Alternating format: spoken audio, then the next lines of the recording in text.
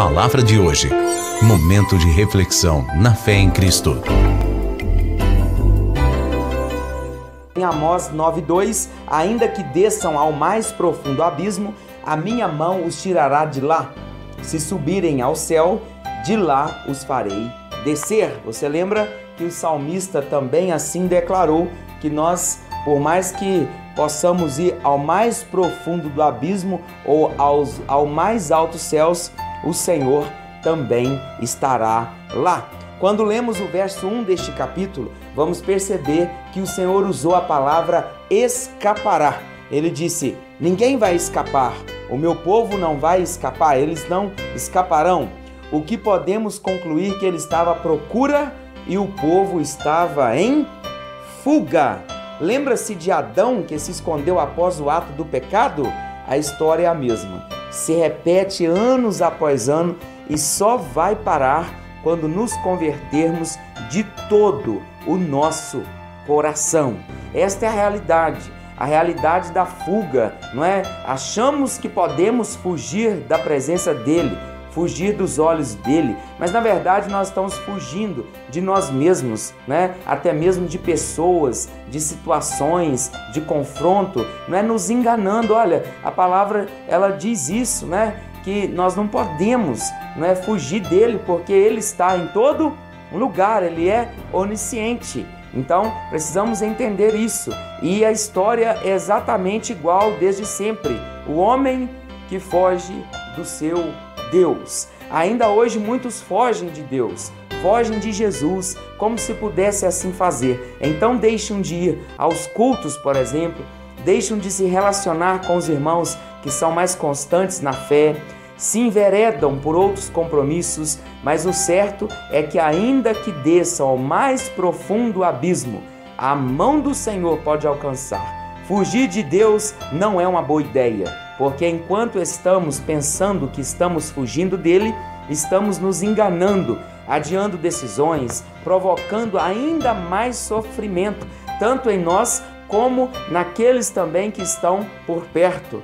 Qual é o melhor caminho então? Então eu não sei o que você tem vivido, não é? O que tem passado pelos seus pensamentos, quais têm sido, na verdade, os seus desejos. Talvez você está na casa de Deus há tanto tempo, mas se rende a tantos desejos ainda, não é? E prefere ficar fugindo de assumir um compromisso com Ele, de se posicionar com Ele. Mas qual é o melhor caminho?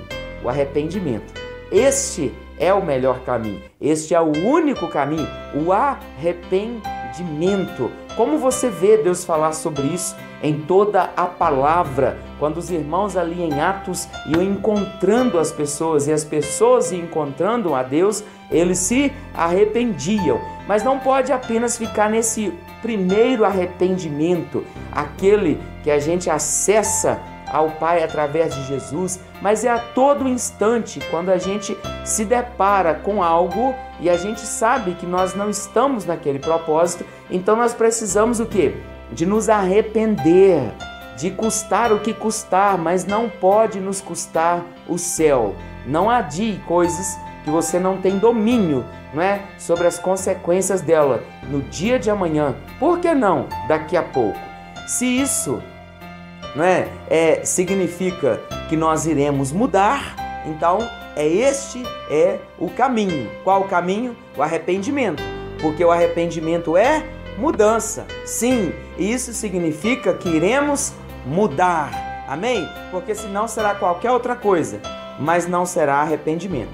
Por que dizer então, né, que a gente se arrependeu e continuar da mesma forma?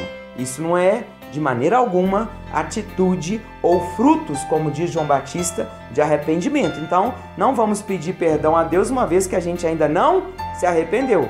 Mas é interessante nós buscarmos a Ele até haver então um arrependimento, onde a gente para, pensa e então chega à conclusão: eu não faria, eu não farei de novo, eu estou arrependido, me perdoa. E o Pai perdoa. É ganhar tempo, então, quando a gente pede perdão sem se arrepender, é ganhar tempo. E também, viver dissolutamente não é ser prudente.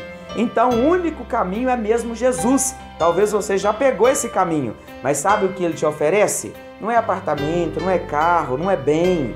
Amém? Não é isso tudo. Isso pode até vir no pacote, mas o que ele nos oferece é o arrependimento, ou uma vida de arrependimento. Ele nos oferece acesso ao Pai, porque ele perdoou os nossos pecados ali na cruz do Calvário e agora nós precisamos confessar. Não há impedimento.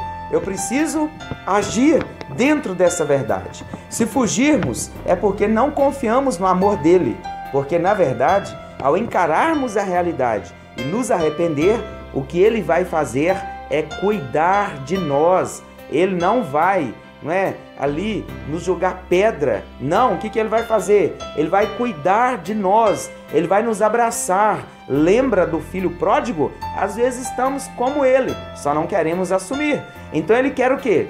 Cuidar de nós. Ele vai nos direcionar. É bem na verdade que talvez ele te aponte caminhos que você não queira ir, mas irá, porque é o caminho que o Pai está te apontando. Ele vai nos ensinar a viver tudo novo. Não é tudo de novo, é tudo novo. Se você andava de uma forma nesta área, ele vai te dar um outro caminho. Olha, e se ele já te deu, tome essa decisão, tome esse caminho, vai na fé, o Senhor está contigo. Uma vez então que ele o quê? Ele nos ama, entendeu? Então o Senhor não vai nos amar mais, ele já nos ama, amém? Então ele vai nos abraçar e vai falar: oh meu filho Jesus Cristo, que bom que o meu outro filho mais novo acertou agora comigo, eu vou abraçá-lo e vou fortalecê-lo, amém? Então o que falta fazermos são 4 verbos: confiar, se agradar, entregar e descansar. Confie nele, se agrade dele no sentido de buscá-lo, no sentido de experimentá-lo, de ter experiências com ele. Entregue a ele essas causas, essas situações, seus desejos, tantas coisas. Entregue, coloque nas mãos dele. E por fim, descanse nele. Isso está em Salmos 37, versículo 3 e verso 4. Tome essas atitudes. Não vá ao abismo, mas se você estiver no abismo, invoque o Senhor que ele vai te colocar na posição certa. E sabe o que ele vai fazer? Aí já é um verbo só.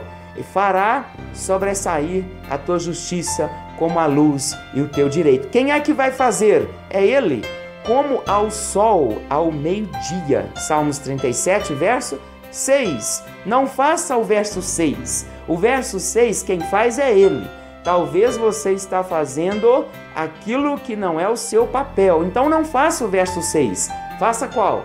O verso 3, o verso 4. Aleluia! Faça isso.